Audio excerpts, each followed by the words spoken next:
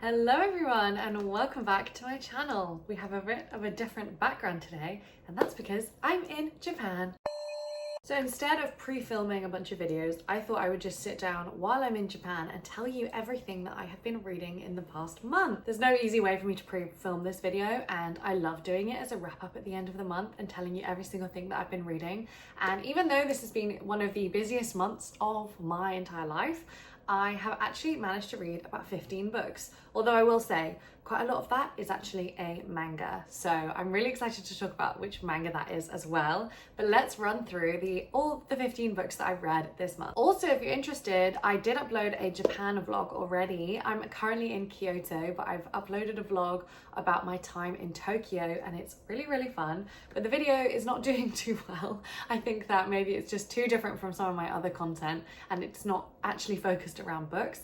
So maybe that's taught me a lesson that people actually don't actually care too much about travel vlogs, but I had a lot of fun making it and I've really enjoyed having that as a memory. So it is on my channel if you're interested about my Japan adventures. And also I've been posting absolutely so much over on my Instagram stories as well. So a little like plug for my Instagram stories over there as well. But anyway, let's jump into what I've actually been reading instead. I think we'll start with the positive this month and I have found a couple of new favorite books. I don't have them physically with me here, but let me talk about them anyway.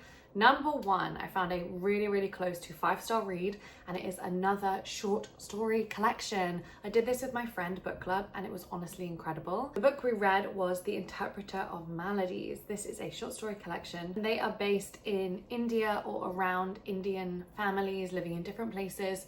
Honestly, this was just an absolute dream to read. I loved every single short story in this collection. They were beautifully written, beautifully crafted, so surprising and emotional. If you like short story collections, or even if you don't, I would highly, highly recommend reading this one. I'm definitely going to be checking out more from this author as well because they are just an absolutely incredible writer. These short stories are kind of emotional and like some of them are a little bit slower and more reflective. Actually, slow is the wrong word. They feel reflective, but they don't feel slow. They feel in a way like a kind of compressed little capsule of emotion, and like no word is wasted within these stories. And I just absolutely love them. So I really, really recommend. So that for me was easily my best read of the month. That is I think 5-star read. I think I'm going to probably round that up to a 5-star read. I would definitely reread it as well. Also recommend it if you are doing a Reading Around the World challenge because it's a good pick for India. Next up, let's talk about the manga that has been my obsession for the past month.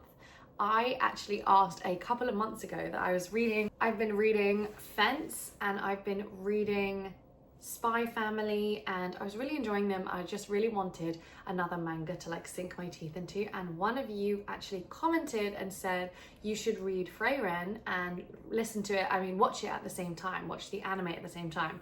And I started reading it and watching it and I literally became so obsessed over this month.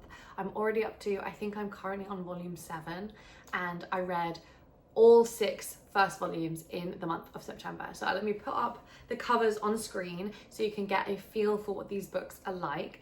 These books are just so lovely. I absolutely love the tone and the feel of these. They are a fantasy story, but they feel like a very, very classic fantasy. You are basically following this elf called Frieren and her adventuring party went on to basically save the world and kill the big demon king. But you start this story after that adventure is already over, and Frieren is incredibly long-lived as an elf, and so she kind of deals with people and emotions and memories in a very different way, and you're basically following her kind of through her life and her journey. And they start off so slow and soft and gentle, and you are literally just following Frieren as she's like going, not even on adventures because she doesn't care about adventuring really, she doesn't really even care about other people. She is reflecting on herself and her past, and then she kind of gathers other people around her and like it's just so wonderful. It's really hard to explain. They're like really, really comforting books to me, but also really heartfelt. Like they've built up to something a lot more exciting and a lot more like plot driven now, but at the very beginning it was so slow and really cozy. It's like very classical Dungeons and Dragons type style fantasy, so it felt very familiar and comforting to me as well. But they just have such a funny like wit to them as well, like Frieren herself, and like the way that she interacts with other people. I would say if you like kind of, if you look for neurodivergent or like autistic representation in characters, then I think that you would really like Frieren as well. I'm not sure if that's been confirmed, but that's just how I feel. I absolutely adore her as a character, and I also just love the entire cast of characters, and I'm so excited to see where it goes and how it continues. I've already finished the anime because there's only one season on there, so now I'm still reading the manga and I'm going to be continuing on and just being more and more obsessed with these. They are so much fun. If you haven't read this, if you haven't watched it, then please go and watch it. It's so cute. And also it was so fun to be reading them just before I was coming to Japan as well, which is obviously the home of anime and manga, and I don't actually read or watch that much anime and manga, so it was really fun to be watching one and then like coming to Japan and seeing some of like the Frieren merch out there. Not that I've actually bought any yet, apart from one sticker. I did find a Frieren sticker that I bought, which I now absolutely can't find, but yeah, all of these were ranging basically from a 4-star to a 5-star from me. I'm not going to go through them all individually, obviously. I actually can't remember where each individual volume kind of lets off, but safe to say, absolutely been loving Frieren. I actually did not have many misses this month at all, because the next 3 books are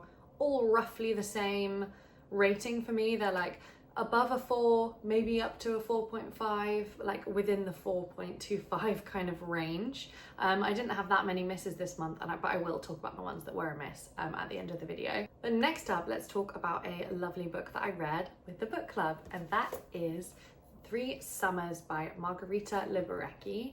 This one is the one that we read for the book club, and we read this for the country of Greece. Mine's been a bit bashed up because it's come along with me on my Japan trip, but this one was really lovely to read. It's really hard to describe the tone and like the vibe of this book, because immediately when I started reading it, I was just obsessed with the vibe of it. It's like very dreamlike, stream of consciousness vibe, but it is a coming of age story about these 3 girls who live in this, what I'm imagining to be like a beautiful big cottage with their mum and their granddad, and it describes 3 different summers in their life when they're like young teens to like young women, and I just absolutely loved it.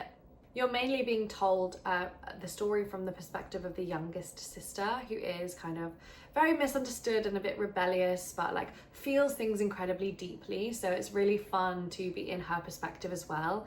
And the descriptions in this book are just absolutely beautiful, because they basically spend a lot of their time running around in nature and talking to the people in the houses around them and falling in love, falling out of love, deciding what they want to do with their lives. So you have the youngest sister, Katerina, who you're mostly hearing from, and then you have her older sister.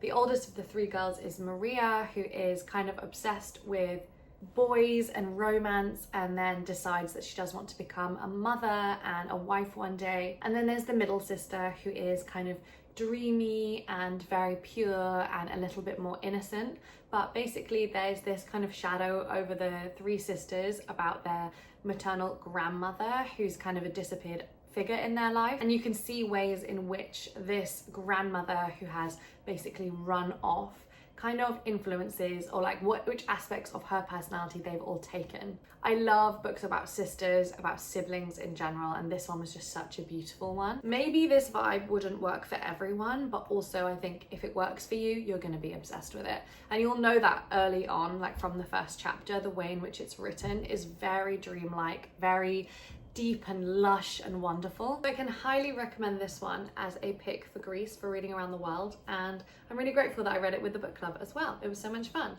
And if you are not caught up on the book club, we have decided the book that we're doing for October, we are going to be reading from Peru, and the book that we're going to be reading from Peru is Who Killed Palomino Melero by Maria Vargas Llosa.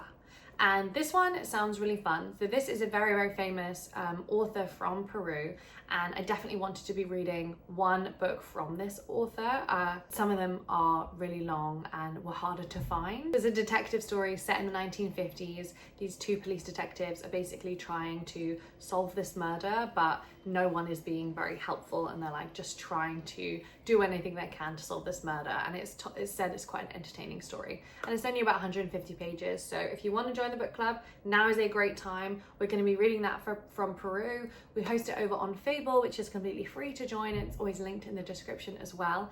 But we do all the voting for the books over on Patreon. Okay, next up, another book that I absolutely loved that has actually just come out as well. It is the Hexologists, book number 2, called A Tangle in Time. If you know me, if you know this channel, you know that I love Josiah Bancroft. I think he is so criminally underrated as a fantasy author, and he's one of my favorite people who are currently writing in the fantasy space. So he wrote a longer series called The Books of Babel, or The Tower of Babel. I always forget what the actual series is called, but that starts with Senlin Ascends. I absolutely love that series. And also he started this new series that is called The Hexologists. So book number 2 is so much fun. You're basically following this married couple, and it's kind of in a steampunky kind of like techno-industrial magic kind of city setup. In this world there's like 5 different strains of magic, and some of them have been like completely wiped out because they're thought to be like too powerful, but hexologists are still allowed to practice because they're thought to be just kind of like below notice. You are following the hexologists in this book, and basically they solve mysteries. They go around, they pick up cases that the police like are fumbling and don't know what to do with. It's not a spoiler to say because it's kind of in the title, but this one is got kind of a time wibbly wobbly situation in it, and I do love that when it's done by an intelligent author, and this one is done in that way. Mainly with these, I just love the married couple themselves. I love having a representation for like an older married couple. They're not old, but they are like older, they don't have children, they love each other so much, they're in a very committed relationship. So you do have like some of their romance kind of like sprinkled throughout the book, but mainly you're following their adventure and their mystery throughout the book. And yeah, I just absolutely love it. I would say probably the first book is slightly edging out as my favorite out of the 2, but they are just such fun and surprising books. I'm definitely going to carry on with this series. Okay, the next book that I absolutely also really enjoyed, the one that's still like around 4.25, and I literally just finished it last night, and that is The Ballad of Peckham Rye. This one was so much fun. It was just so wild, and I kind of hoped it would be when I picked it up, but it was really fun. So this book is basically about this man called Dougal Douglas, and he comes to Peckham. He gets a job at this firm to basically like revitalize the workforce, but he is just an absolutely like, he is very hard to describe. They've described him on the back as having devilish charm, and that's exactly like, I cannot describe it better than that. I don't like taking words from the blurbs, but that is exactly who he is. He's kind of like a devil being thrown into these people's lives, and he just goes around and causes absolute chaos. But it's really such a fun book, and I'm still actually unsure on what happened at the end of it. I love a book where you have no idea what the main character is thinking or what their plan is, or are they insane? Do they have some kind of plan? What do they even want? And like, you are following a main character, but you actually are not like let in on their own internal like thoughts or like their needs or their wants. You're only kind of getting their dialogue and their interactions with people, a lot of which don't make any sense. So I really enjoyed this one because you're just absolutely kept guessing with this main character, and then the way it ends is absolutely wild as well. I really enjoyed this. It's a really short little book. It's like 140 pages. It's a book a lot about like sexual desire, I would say. He is put into the mix of this like very ordinary society, and just, he says himself that he like exorcises the demons out of people, because he is like at once like very charismatic, but then also very like repugnant, and people don't know how to take him. And it's so interesting the effects he has on these different characters. I just thought this was so much fun and I would highly recommend it. It was funny and it was surprising, and yeah, that is The Ballad of Peckham Rye. Okay, next up we have a couple of books that were around the 3-star mark for me. Firstly, we do have one that I finally finished for the Booker Prize. If you haven't seen all my Booker Prize videos, what are you doing? I've been posting tons about the Booker Prize. Also, just my short reaction on the shortlist, because I haven't actually posted about it. I did my video before I knew what the shortlist was actually going to be, and then I haven't done like an actual reaction. I did do some emojis over on Instagram, and I'm sure some of you know how I'm feeling already based on my like predictions video, but what is that shortlist? I am so disappointed in it. What? Nothing. Anyway, I really didn't like it. I've seen a lot of people's commentary around it, and I do think it's really interesting, but for me personally, I'm highly disappointed and I don't know what they are literally thinking. And I'm so glad that I decided to read the long list instead of reading just the short list, because if I would have just read the short list, I do not think that I would have thought very well about the Booker Prize at all. My 2 favourites were not on there, Universality and Entling, and I'm so surprised that neither of them made the shortlist. They were just, for me, are miles above the other ones. Audition I do still like, and that made it, but I just don't understand their thinking.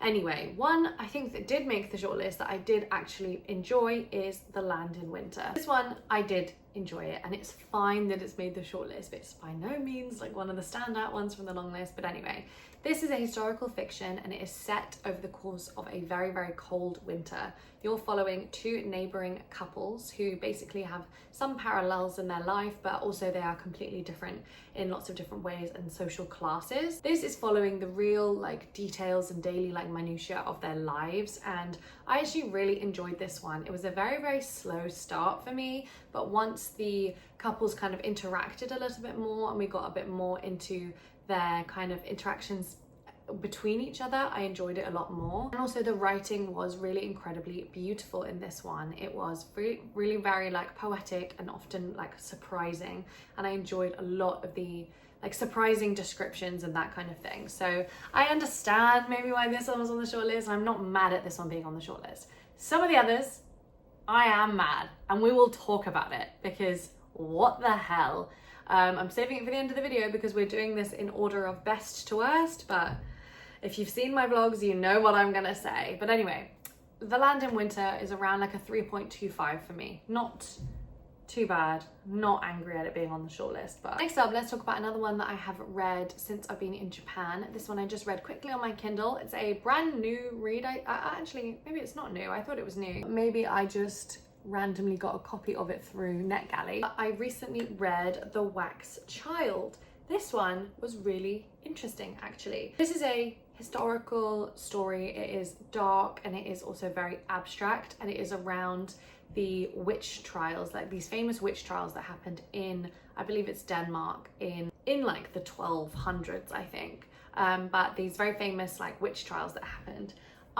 If I would have known that it was like based on a historical event of witch trials, I don't know if I would have actually initially picked it up, because this story, I just picked it up kind of on a whim because it's told from the perspective of this like wax child, which is basically a doll made of beeswax. And I think I'm actually just a bit hesitant usually with books around witches and witch trials. I've read so many of them, so many historical fictions, and I just really don't like them usually. I think that you have to be doing something new and different for me to be interested in a book about witches, because I actually love witches and I love the vibe and the aesthetic, and I would love good books to be written about witches and witch trials, but so many of them are exactly the same thing. This one though was very different in the way that it's written. It's incredibly abstract. So you are, like I said, it's from the perspective of this wax child that's been made by this woman. She is the main woman you're following, this noble woman who lives in Denmark. And you're basically following her life as she gets kind of caught up with various different people, and this specifically these women as well. And it's a book all about like non-conformity, which usually is basically what witch trial books are about women who are not fitting in with the mold, who are clever and cunning and seem to others to be a little bit magical. But the interesting thing about this book is, because of its like intensely abstract nature and from the perspective of this wax child. You're never actually quite sure what's going on with these women, if they are actually like using magic and being witches, or if it's just completely a like witch hunt. The reason why this isn't higher rated for me is because just it was actually a little bit difficult to read because of like the highly abstract nature of it. It's dark and it's slow and it's a very, very strange book, and I think that this will be such a good book for its readers, like for the specific type of reader who would like this. Like you're going to be obsessed with it because it is really, really well written. There's like spells that are like intertwined within the narrative. Got a really unusual format, and I found that I had to sit and read it in quite big chunks just to really get into the flow of how the language was being used. But I ended up liking this. It was like a 3-star read for me. So let's start getting a little bit more negative. We're going into the 2-star reads for me now, and I have 2 2-star reads, and one of them is a huge, huge surprise to me. So we'll talk about that one first, because it is, I think, like, I can probably no longer say one of my favorite authors, but it's Olga Tokarczuk's Flights. This one, I just wish I liked more, but I just think I didn't understand it. This one is so confusing to read. I knew going in that it was going to be a tough one. I had put it off for a very long time because I thought it would be tough, and I was right to kind of think that, because it's a difficult read. It's not a novel really, it's a meditation on travel and human anatomy, and that's all I can pull from it, to be honest. It's like very short little vignettes from different characters, but then some of them are interconnected with each other and you're following on the same story from a different perspective, or even from the same perspective. It's also very long. It's not the shortest book, and I just was so exhausted reading this, and unfortunately could not get my brain around it in a way that was pulling anything meaningful from it. So this book, I'm sure, is good. It's like just maybe too smart for me. I couldn't get there, unfortunately. So I think I'm gonna maybe stick with Olga's like more standard fare, because she's just too smart for me, and I just didn't get it. So this has to be at around 2 stars for me. And that pains me to say it, because I do love this author and I think that she is a genius, but just like too smart for me. So mid-filming drink break, this is a matcha latte from Japan. I've been having literally multiple matchas every single day, and it's been a revelation. I don't know how to go back to having matcha in London. It does not compare at all. This one's so cute and tiny. It's like a skinny little one, but it's very, very delicious. I got coffee from the same place, and it was way too strong though, like the strongest coffee I've ever had. Yesterday I had the best coffee of my life. It's called a Kyoto latte, and I don't know if it was just this specific coffee shop that did it, but it was this really, really nicely roasted coffee, and then they just do a touch of condensed milk in it. Oh my god, it was perfect. Perfect amount of sweetness, perfect amount of creaminess, and then it was still like a really good coffee flavour. And now I just have to know for the rest of my life that that is the best coffee I've ever had, and I can never have it again. That's the issue with travelling, isn't it? But anyway, this latte is nice. Let's talk about books again.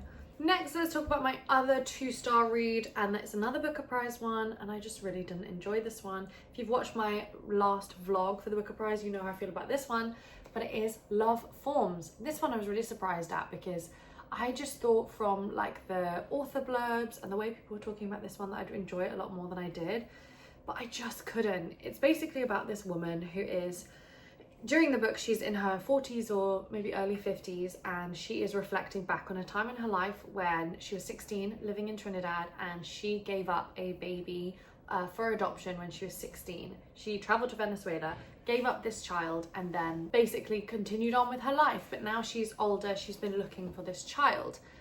I just found this, honestly, just in an easy word, really dull. I found this a really, really dull book. I didn't find that there was enough meat on the bone in terms of like the reflections of this main character, and also there was no plot, or nothing was moving forward in terms of like discovering new information or figuring things out. Lots of things were just like randomly thrown in there. Like obviously it was talking quite a lot about her relationship with her family and her parents, but there was a lot that was just like kind of like hovering around, like about her brothers and about stuff that they were doing in Trinidad and about like her marriage. And I just thought that there was just so much that was just like hovering around the story, but nothing that was penetrating and like making me feel anything. And I just, throughout the entire story, felt really, really bored by it. So it ended up at a 2-star read for me, and even that is perhaps a little generous. No, it probably is a 2-star read. It didn't piss me off nearly as much. Like, if something's in the 1s for me, it's actively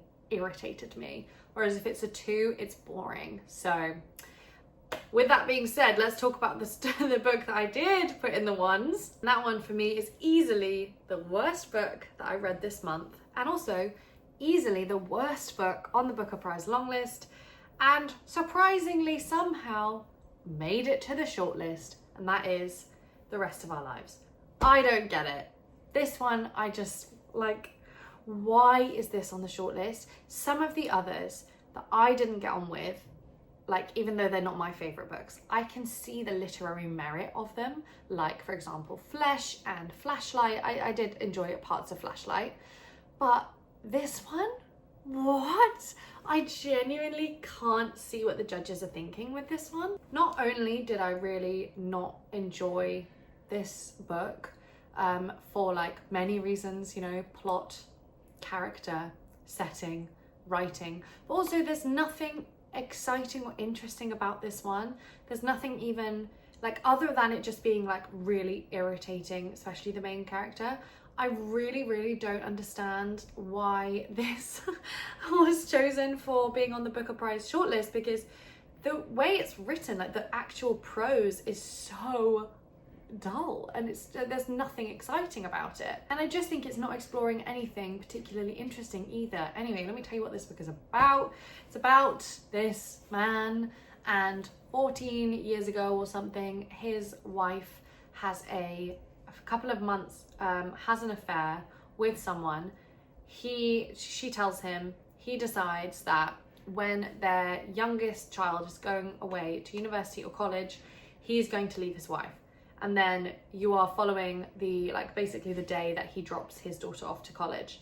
And he kind of goes on this, like, he just like drops her off and then like keeps driving. But it's so boring. It's not even like a road trip where you're like, oh, what's he gonna do next? Is he gonna go back home to his wife? And he just goes and meets these different people. He's incredibly judgmental about everyone and everything. He's so egotistical. He just thinks about people's like sporting ambitions, or like their achievements, their academic achievements, how rich they are, how much money they have, whether they're more attractive than him, whether they are attracted to him, because he thinks that absolutely everyone in the world is literally in love with him. He acts like the wounded party in the marriage because of his wife's affair, but treats her absolutely abysmally as well. And then the way that it ends really irritated me. So there is a trope that I really don't like in books, and it's basically when something tragic happens, especially like medically, let's say, and all of a sudden the character, like either it's happening to them or happening to someone close to them, and all of a sudden they have these big realizations about life and how they are and how they've like been treating other people. And like, that's just me, is just like such a cheap way of showing character growth. Is like, oh, all of a sudden nothing mattered because, you know, like anything I was thinking previously, like the only thing that really matters is like health and like, you know, having your loved ones around you. I just think that's a cheap and easy way to show like character development. And also in this one, there wasn't even any character development by the end. I'm not convinced he was different from the beginning of this book to the end of the book. And it just felt like so stilted. I really didn't like him. But I can deal with unlikable like narrators, but when they are supposed to be like intentionally unlikable. This one, I wasn't even sure what I was supposed to be thinking about him. I just hated him. I didn't think there was any interesting exploration there. Anyway, 1.5 stars, easily like the worst book I read for the Booker Prize, and I cannot believe it's made it on the shortlist in like above some of the others. It's actually insane to me. And if it wins, I'm quitting reading the Booker Prize. No, I probably won't. I'll definitely read it more, because it's not the author's faults, you know, that might be nominated next year, that the Booker Prize this year is just gone insane, clearly. But anyway, I think that is the 15 books that I read this month. I had a very mixed month, but actually overall really, really positive. I enjoyed most of the books that I read this month, and I found a couple that I would highly, highly recommend. So I'd love actually if you have read them, or if you're going to read them, if you could let me know in the comments as well. I just want to say a quick thank you so much to my Patreons. You guys are the absolute best. Thank you so much for supporting me and supporting this channel, and for making this the best place to be on the internet. Some more Japan kind of themed hauls and food tastings over on the Patreon, and then probably another haul coming at some point as well over on the Patreon. So if you're interested, there's always a link in the description. But mainly I would love to know, what books did you read in September? What did you love? What did you hate? What do you think about the Peckham Rye's shortlist? I want people's reactions, because I didn't do my own live reaction because I was on a plane, but I really, really want your reactions, because were you as shocked as I was? Did you think it was coming? I was utterly shocked and just couldn't believe it.